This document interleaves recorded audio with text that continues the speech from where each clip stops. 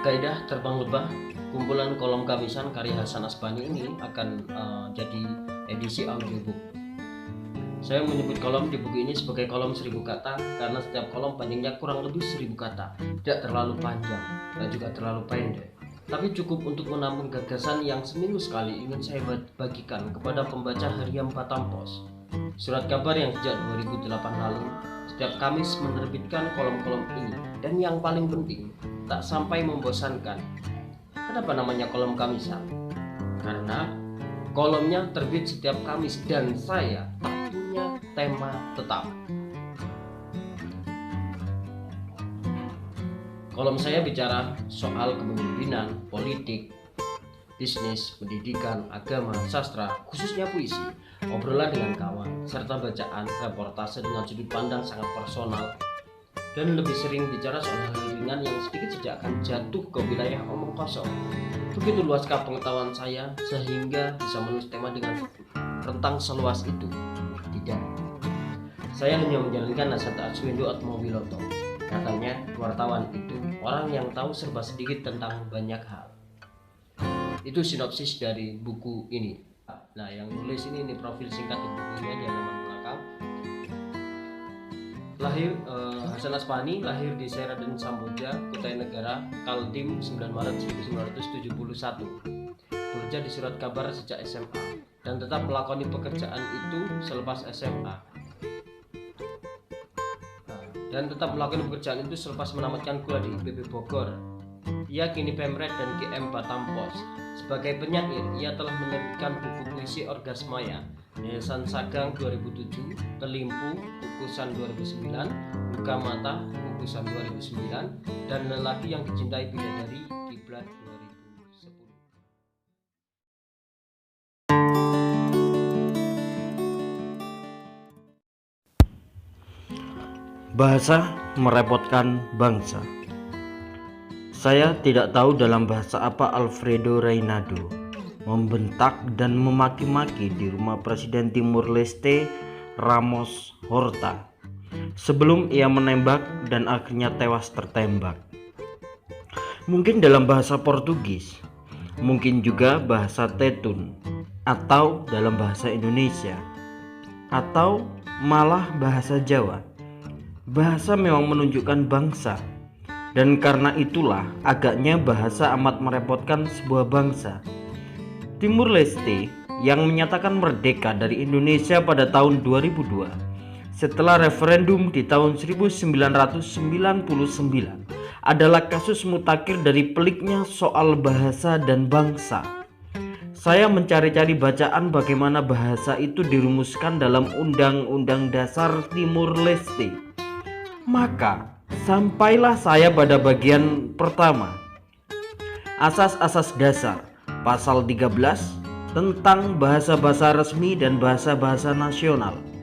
Nah, judul babnya saja sudah membayangkan kerumitan, bukan? Coba ikuti saya simak 2 ayat pada pasal itu. Ayat pertama, bahasa Tetun dan bahasa Portugis adalah bahasa-bahasa resmi di Republik Demokratis Timur Leste. Oh iya, namanya memang begitu, Republik Demokratis. Saya tidak perlu minta maaf kepada Anda yang sedang muak dengan kata demokrasi, demokrat, demokratis, dan varian-variannya, bukan? Ayat kedua, bahasa Tetun beserta bahasa nasional lainnya akan dihargai dan dikembangkan oleh negara. Ayat 2 ini berat. Menghargai gampang, tapi mengembangkan, nah ini dia. Orang Timur Leste sendiri tidak percaya bahasa Tetun akan menjadi bahasa baku yang enak dipakai di naskah-naskah surat menyurat resmi. Kalau bagi Anda belum terbayangkan seperti apa rumitnya, mari saya ceritakan. Lihatlah inkonsistensi pada 2 ayat itu. Apa beda bahasa nasional dan bahasa resmi? Harusnya sama saja. Tetapi kenapa di 2 ayat tadi secara tegas disebutkan bahwa bahasa resmi adalah bahasa Tetun dan bahasa Portugis? Sedangkan di ayat kedua, bahasa nasional disebutkan bahasa Tetun dan bahasa lainnya. Bahasa lainnya itu bahasa apa? Semoga tulisan saya tidak menjadi rumit untuk menjelaskan kerumitan hal ikhwal bahasa di Timur Leste ini. Di bagian lain Konstitusi Timur Leste juga disebutkan bahwa bahasa Inggris dan bahasa Indonesia dijadikan bahasa kerja. Kalau kebetulan Anda sempat berkunjung ke Timur Leste, maka Anda bertemu dengan orang-orang yang berbahasa Tetun dan bahasa Indonesia. Sebagian besar dari 1 juta lebih penduduk di negara itu berucap dengan bahasa Tetun dan bahasa Indonesia.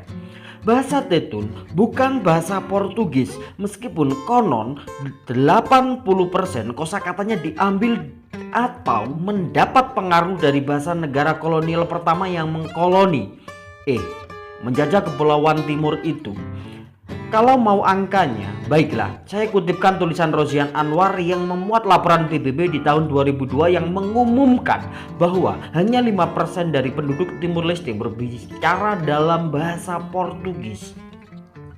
Ketika disensus pada tahun 2004, 36% dari penduduk Timur Leste mengatakan punya kemampuan dalam bahasa Portugis. 85% mengklaim bahwa mampu dalam bahasa Tetun, 58% dalam bahasa Indonesia, dan 21% dalam bahasa Inggris. Bahasa Indonesia di sana dipakai luas dalam komunikasi tertulis. Anak sekolah tingkat SMA di sana menerima lembar ujian akhir yang soal-soalnya ditulis dalam bahasa Indonesia. Tentu saja mereka juga harus menjawab dalam bahasa Indonesia. Skripsi atau tugas akhir di perguruan tinggi pun masih ditulis dalam bahasa Indonesia. Repot bukan? Jadi, bagi kalangan ilmiah di Timur Leste sekarang, bahasa Indonesia, bahasa negara penjajah itu adalah penyelamat. Koran Radar Timur yang masih bersaudara dengan koran tempat Anda membaca kolom ini juga diterbitkan dalam bahasa Indonesia. Mari kita tinggalkan Timur Leste. Terlalu lama di sana berbahaya juga. Kita kan tidak sedang berdagang seperti saudara-saudara kita yang tetap cari nafkah di sana. Karena ternyata 80% bahan kebutuhan hidup di negara itu dipasok dari Indonesia oleh pedagang-pedagang dari Indonesia. Pedagang itu berbahasa Indonesia tentu saja. Ada sebuah tips gaul kuno yang saya pegang teguh, meskipun saya lupa itu saya dapat dari buku apa. Katanya, bila ingin lebih akrab dengan siapapun, carilah persamaan-persamaan, jangan tonjolkan perbedaan. Nah, karena mengimani sepenuhnya saran itu, maka saya lalu pelan-pelan mempelajari berbagai bahasa daerah di Indonesia. Di Balikpapan, saya belajar bahasa Bugis dan beberapa kawan SMA. Sewaktu tinggal di Tarakan, yang pedagangnya sebagian besar orang Bugis berkemampuan bahasa Bugis yang cuma beberapa kata itu bermanfaat untuk menawar. Magi Masoli. Nah, itu artinya kira-kira kenapa mahal?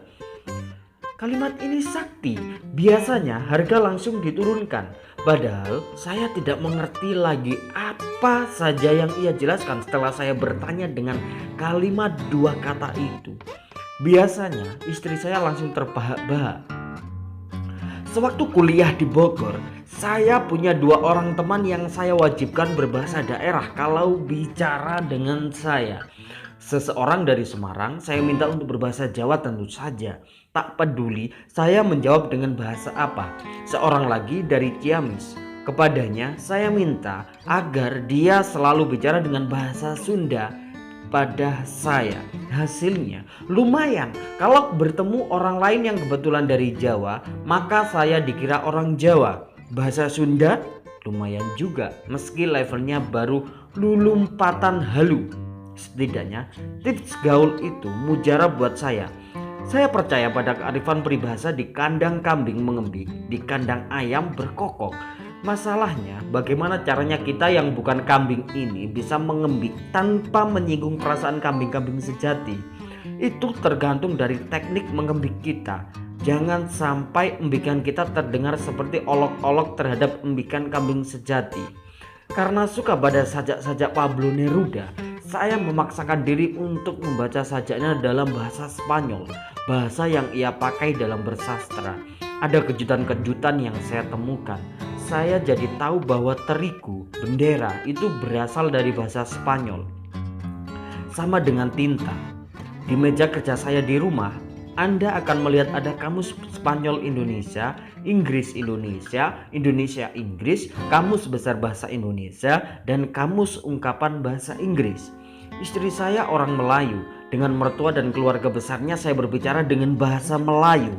Saya belum kualat bahasa karena masih lancar berbicara dalam bahasa ibu saya, yaitu bahasa Banjar. Meskipun paman saya bilang ketika saya berbicara dalam bahasa Indonesia tidak terasa lagi aroma bahasa Banjarnya. Saya tak tahu apakah itu pujian atau justru kerugian buat saya. Ups, hampir lupa. Saya harus sampaikan bahwa ketika duduk di madrasah sanawiyah, nilai pelajaran bahasa Arab saya 9 loh. Sewaktu kuliah, ada kawan dari Jakarta yang mengira saya dari Jakarta karena katanya bahasa saya tidak seperti mahasiswa dari daerah. Aha, berhasil. Saya tahu saja ya. Saya juga fasih bicara dengan kosakata lu gue dan kawan-kawannya dari Hasanah Bahasa Prokem itu. Baiklah, moral cerita kolom ini kali ini adalah ternyata selain merepotkan, bahasa juga mengasihkan. Berpetualang dari bahasa ke bahasa bisa membuat kita menjadi arif dan bijaksana, tidak lagi hanya melihat pada perbedaan-perbedaan. Karena kalau mau dicari perbedaan itu banyak sekali. Dan satu hal lagi, berterima kasihlah kepada para penggagas Sumpah Pemuda yang dengan sepakat bulat menyatakan menjunjung bahasa persatuan, bahasa Indonesia. Sekian, Kamis 28 Februari 2008.